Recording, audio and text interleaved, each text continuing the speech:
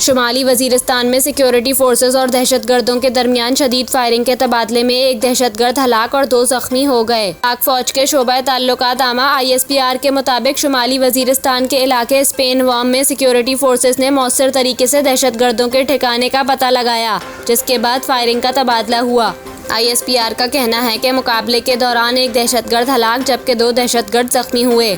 ISPR के मुताबिक दहशतगर्दों के कब्जे से अस्तहा गोला बारूद बरामद कर लिया गया है। हलाक दहशतगर्द सिक्योरिटी फोर्सेस और मासूम शहरियों के खिलाफ दहशतगर्दाना कार्रवाइयों में सरगर्म थे। ISPR का कहना है इलाका मकीनों ने ऑपरेशन को सराहा और दहशतगर्दी के खात्मे में अपने मुकम्मल ताउन का यकीन दिलाया है।